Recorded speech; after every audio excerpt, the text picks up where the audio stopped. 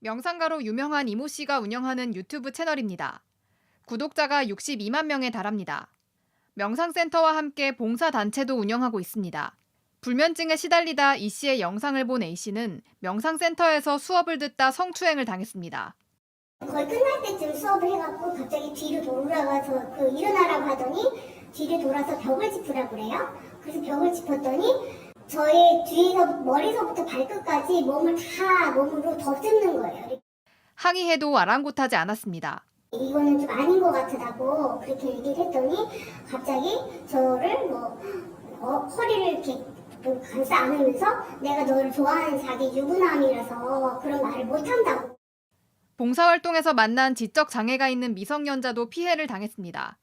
많이 덥지? 그러면서 옷 안으로 등으로 손을 넣어서 이렇게 쓰다듬어 줬다고. 그리고 이제 엉덩이도 만져줬다고.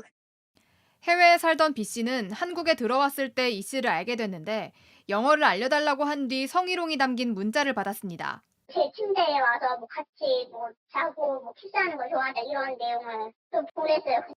B 씨가 경찰에 고소했고 이 씨에겐 지난 7월 벌금 200만 원과 성폭력 치료 프로그램 40시간 이수 명령이 선고됐습니다. 이 씨 측은 이 씨를 대신해 입장을 밝힐 수 없다고 했고 이 씨에게 직접 입장을 물었지만 아무 답도 듣지 못했습니다. 경찰은 적어도 4명이 피해를 입은 걸로 보고 다른 피해자가 있는지 수사를 확대하고 있습니다. JTBC 정인아입니다. 유명 한국 남성 무용가이자 한복 디자이너가 고등학생 제자를 성추행한 혐의로 재판에 넘겨졌습니다. 진정한 남자 무용수가 되려면 남자에게 호감을 느껴봐야 한다며 1년 가까이 성추행을 해온 걸로 조사됐습니다. 박준우 기자의 단독 보도입니다. 유명 한국 무용가 이모 씨입니다. 살풀이춤의 대가이자 여러 드라마의 한복을 협찬한 디자이너이기도 합니다. 그런데 지난 10일 검찰이 이 씨를 재판에 넘긴 것으로 확인됐습니다. 2022년부터 1년 가까이 1대1 개인 레슨을 맡았던 고등학생 제자 A군을 성추행한 혐의입니다. 마사지를 해주신다는 그 이유로 저를 이제 침실에 눕게끔 하시고 너무 자연스럽게 이제 속옷 안으로 손이 들어오거나. 진정한 남자 무용수가 되기 위해선 남자에게 호감을 느껴봐야 한다고 세뇌시켰습니다. 잘 남자 무용수로서 살아남으려면 양성적인 성향이 있어야 한다. 남자를 좋아할 줄 알아야 되고 그 마음 자체가 깊어야 된다. 유사 성행위도 서슴지 않았습니다. 음악을 느낀다면 정말 춤에 큰 도움이 될 거다. 음란한 메시지를 수시로 보냈고 중요 부위 사진을 찍어 보내라고도 했습니다. 보고 싶어. 보내줘. 한번 보고 지울게. 총 3번을. 지속된 가스라이팅에 이미 판단력을 잃은 뒤였습니다. 스스로 조금 판단하기 어려운 지경까지 저는 갔던 것 같아요. 이번에 기분을 망치는 것 자체도 이제 하면 안 되겠구나. 입시가 끝난 뒤 A군이 여자친구를 사귄 사실을 이 씨가 알게 되면서 관계가 틀어졌습니다. 그리고 우울감의 심리 상담을 받았습니다. 저랑 상담을 하시면서 좀 이상한 느낌을 받으셨나 봐요. 그날을 계기로 이제 그 자체가 범죄였다는 그것도 알게 되고. 그렇게 1년여 만에 이 씨를 형사고소하며 굴레에서 벗어났습니다. 이 씨는 강요는 없었다고 항변했습니다. 강요나 어떤 이런 게 아니었기 때문에 지금 1년 반 넘게 조사를 받은 거예요. 이 씨는 재판에서 모든 걸 밝히겠다는 입장입니다. JTBC 박준호입니다.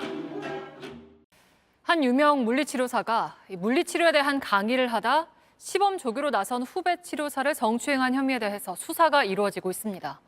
당시에 무슨 일이 있었던 건지 저희 취재진이 영상을 입수해봤습니다. 박지영 기자입니다. 한 유명 물리치료사 A씨가 강의를 합니다. 후배 치료사 이지혜 씨가 조교로 나섰습니다. 저 이쪽에 몸을 이쪽으로 만드는 거예요. 쭉 들어오죠. 말로 설명을 하는데도 A씨의 손은 이씨의 몸에서 떨어지지 않습니다. 제대로 사용돼서 고개와 머리와 트렁크가 업라이트 할 수 있는지를 확인해 주는 과정이. 접촉이 있을 수 있다는 공지도 설명도 동의도 없었습니다. 분명 여기를 만질 것이 아닌 상황에서 가슴을 만지고 있다든지 손을 제 몸에서 떼어도 되는 상황에서 엉덩이 위에 손을 얹고 있다든지. 하지만 현장에서 목소리를 내기엔 어려웠습니다. 여기서 싫은 티를 낸다면 치료 시연을 하는 이 과정을 망치게 되는 거고 결국에는 수업도 다 망치게 되는 거고 매우 큰 불이익이 있을 거라고 생각이 들었어요. 그 이후 이 씨는 불면증과 외상 후 스트레스 장애, 우울증에 시달렸습니다.